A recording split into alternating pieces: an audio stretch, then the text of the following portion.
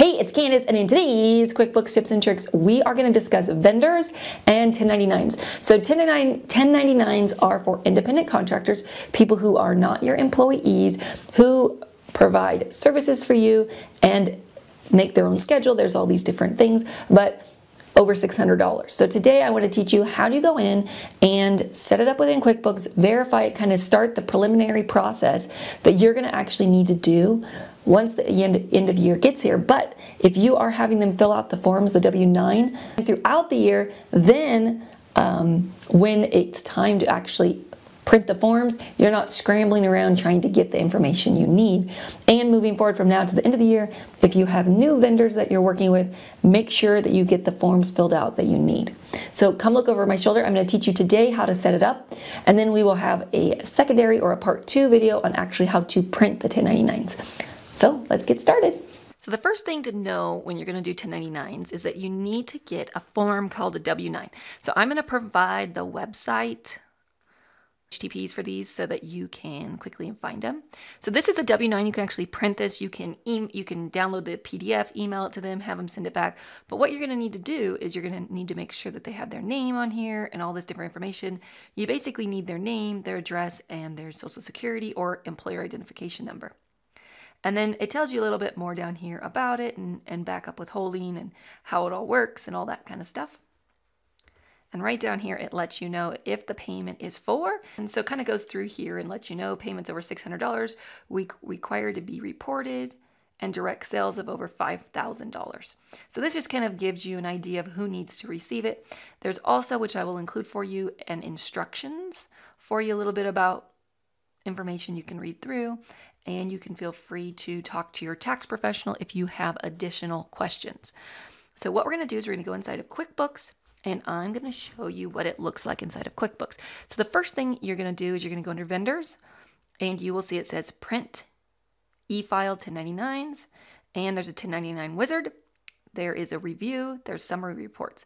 So if you look under Review, what that's going to allow you to do is see all your vendors. This is my sample QuickBooks file I do for training purposes.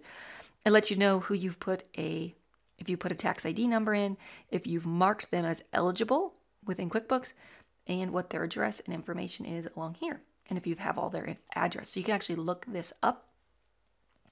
Again, that was under Vendors, 1099, Print, E-File 1099s, and that was Review.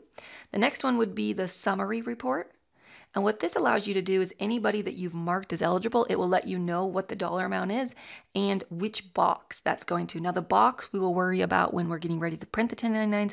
It allows you to put onto the 1099 which box you want the amount of money to go into. So we're not going to worry about that today. Today is just about deciding who needs to get 1099s so far into the year and making sure that you are providing them with a W-9 because you need to know their tax ID number. So how you would do that is once you go in and you're inside the vendor center and you find somebody that you say that you need to provide a 1099 to, we're going to pick this video service. You pick them as a vendor. You go here under the little pencil, you select that. You go under tax settings here to the left, and you'll see it says vendor tax ID. You can either put a social security number in there or an employer identification number. And then below that, you check mark if they're eligible for a 1099, and that is all you need to do at this place within at this step within it. First, figure out who needs to receive them, and then make sure you get a W-9 from them, and you input, make sure that the address, if you click on the little pencil, make sure that their name that they want to show up, that's their legal name for their taxes, is correct, and then what address that is correct as well, that they'll be receiving the taxes to, and that their tax ID number is in here. That's it for now. I will post all of the information below this video so you can find the links to the W-9 and the instructions. If you have any other questions, feel free to contact me. And as always, if you've enjoyed this video and you know someone who could benefit from it, please like it and share it with them. And if you have any questions, I love your questions. Feel free to ask them. Either email them to me or post them on my Facebook or YouTube channels. And I will talk to you guys soon. Have an amazing day. Take care. Bye-bye.